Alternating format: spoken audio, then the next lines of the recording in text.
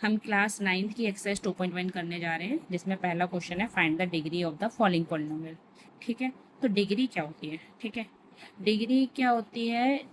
पहली बात तो पॉलिनोमियल क्या होता है? पॉलिनोमियल क्या होता है? अलजेब्रिक एक्सप्रेशन को हम बोलते हैं पॉलिनोमियल। ठीक है, जैसे डिग्री क्या होती है? डिग्री जो होती है, जो इसमें सबसे बड़ी पावर होगी, उसको हम क्या बोलते हैं? डिग्री बोलते हैं। Highest power is called degree. जैसे पहले क्वेश्चन में जो सबसे बड़ी पावर है वो क्या है?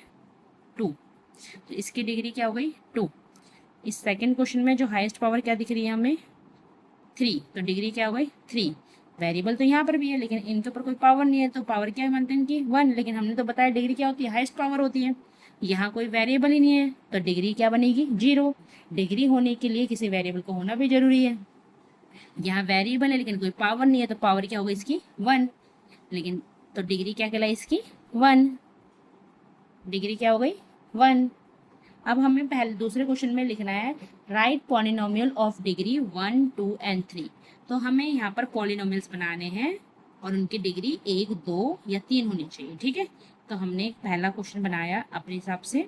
मैंने ले लिया पहले डिग्री 1 के हिसाब से, डिग्री 1 होनी चाहिए। चलो ठीक है, पॉलिनोमियल देखा हमने डिग्री 1, तो मैंने बोल दिया इधर 4t प्लस 2, ये भी बन गया। डिग्री क्या होनी चाहिए? 2, डिग्री होनी चाहिए 2। तो पॉलिनोमियल हम बनाएंगे जब इसका 4t की पावर 2 प्लस 3t प्लस 1। ठीक है, अब हम बनाएंगे डिग्री 3 के हिसाब से।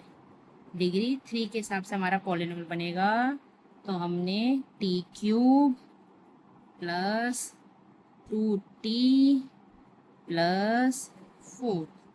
ठीक है, हम किस तरीके से बना सकते हैं, लेकिन हमारी जो मेन कंसेप्ट है वो डिग्री का नहीं जाना चाहिए। डिग्री 1 चाहिए या 2 चाहिए या डिग्री 3, हम आगे पीछे भी लिख सकते हैं। What are the coefficient? चलो, कोफिशिएंट क्या होता है? कोफिशिएंट वो होता है जो वेरिएबल के साथ लिखे होते हैं। क्या लिखे होते हैं? वेरिएबल के साथ। ठीक है, अब हमें वेरिएबल पता ही है, जैसे एक्स वाई जेड जो भी हम वेरिएबल यूज़ कर रहे हैं वो हमारे वेरिएबल कहलाते हैं। ऑफ एक्स स्क्वायर का हमें कोफिशिएंट बताना है और एक एक्स क्यूब का कोफिशिएंट बताना है हमें। ठीक है, इस बड़े से पॉलिनोमियल में। ठीक है, तो एक्स स्क्वायर का जो कोफिशिएंट है, एक्स स्क्वायर को पहले हम ढूंढेंगे पूरी इक्वेशन में, तो हमने लिखा एक्स स्क्वायर यहाँ। अब इसके साथ जो भी डिजिट लिखा हुआ है वो उसका डिजिट, कुछ भी लिखा होगा उसको छोड़ के एक्स स्क्वायर को, वो उसका क्या कहलाएगा? कोफिशिएंट। क्या कहलाएगा? कोफिशिएंट।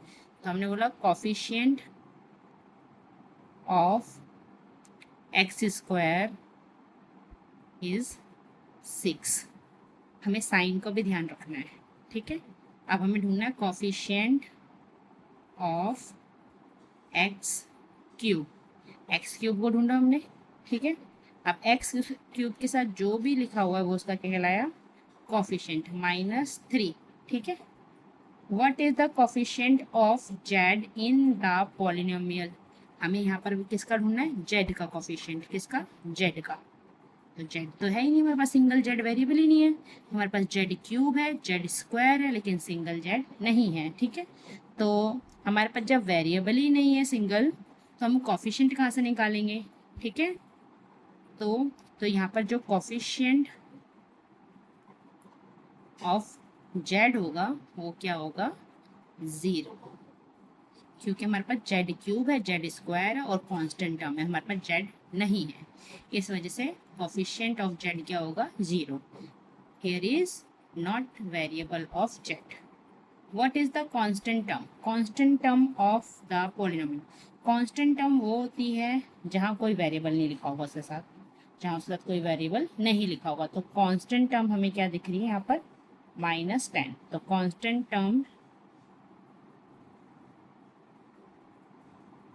is -10।